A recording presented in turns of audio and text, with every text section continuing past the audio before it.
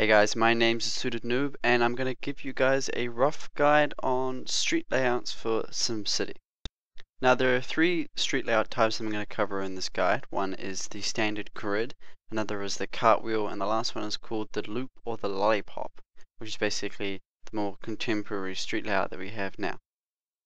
Now before I jump straight into the guides, I'm going to give you guys a rough introduction to some of the terminology that I'm going to use. One of the terminology I'm going to use is permeability. Now, if you've come across the word permeability before, it basically means the ability of one matter to move through another, such as water through soil. But in this case, it's people through streets. You know, how permeable are streets? How easy is it for me to walk or move throughout these streets? And that's what matters in SimCity, because you need your Sims to move around the streets. So I'm going to use that term a lot because it's quite an important term. Now let's start with the grid layout. The grid layout is basically 100 meter by 100 meter squares that spread outwards and are filled with residential, commercial, industrial, and there's no set layout as to where that is.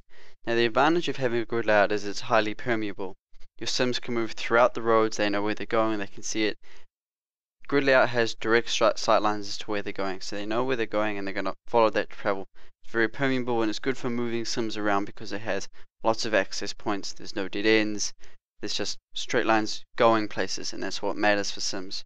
However, the catch is with the grid is it doesn't have a central point, and if you're wanting to have a commercial hub somewhere, you're going to need a central point where Sims are focused to go, because you need people walking on the streets to get past, so they can walk past the shops and increase the customers to their shops.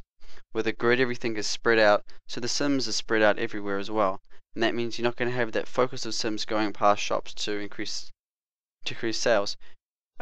A pure grid layout will work with shops, but it definitely doesn't have the advantage of having a focal point, which basically allows shops to thrive a lot more than they would otherwise.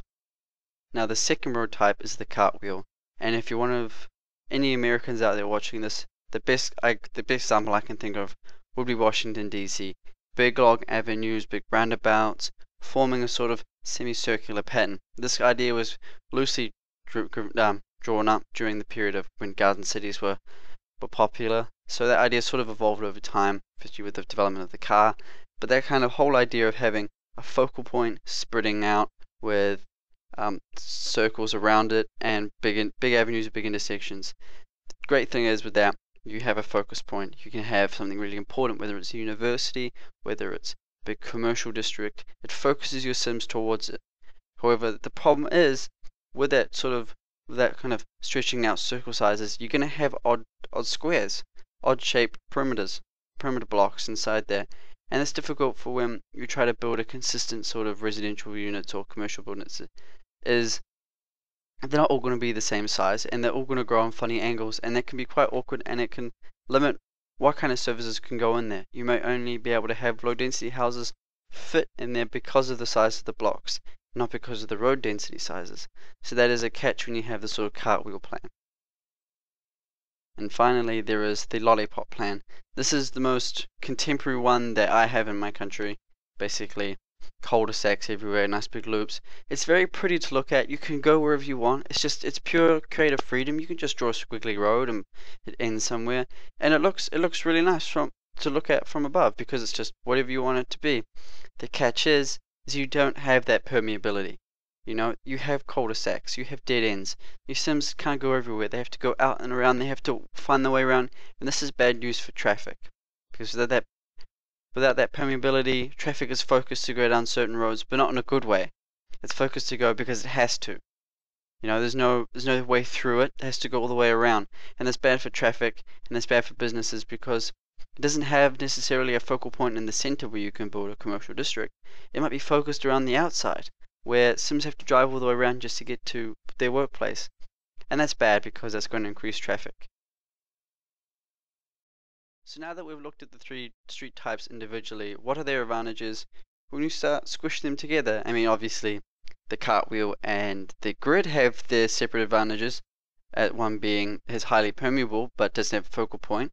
The other one being it has a focal point, but it doesn't have standard block sizes, and you can have odd-shaped buildings. So if we combine those two together, you're definitely going to have a more likely, a highly permeable city that allows you to have a focal point and in most cases gives you a standardized block structure and type, a block shape for your buildings to go within. Now basically I'm going to say look at Washington again, because they've basically done that. You've got your nice little cartwheel design with the grid basically laid out over the top, and that's done really well.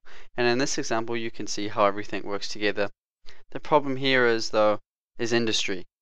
Because of pollution, because of air, with the way the air blows, you have to put all those into consideration as well. So sometimes permeability, even though it's amazing, might not work so much with heavy industry initially. So that's just something to think about before you go crazy with, well, grid it and then put a focal point. Is you're going to have to think, where does industry go? And that's something to consider. Because as amazing as to have everything close and walkable, if your industry is in walkable distance, that means that the germs from the industry is also within walkable distance to homes, to water supplies. So you have to think, how will this affect that? It's all about long-term thinking. So I hope this kind of very rough guide gives you an idea of what you want to do with your streets, because all you could do with SimCity 4 before was grid it. That's all you could do. But now that we have the option with curvy roads, with circle roads, we can be a bit more creative with our street designs. And so we need to think, what are the advantages and what are the disadvantages of each street design. I hope this helped, and thank you very much for watching. If you can just leave a like and a comment, that would be awesome.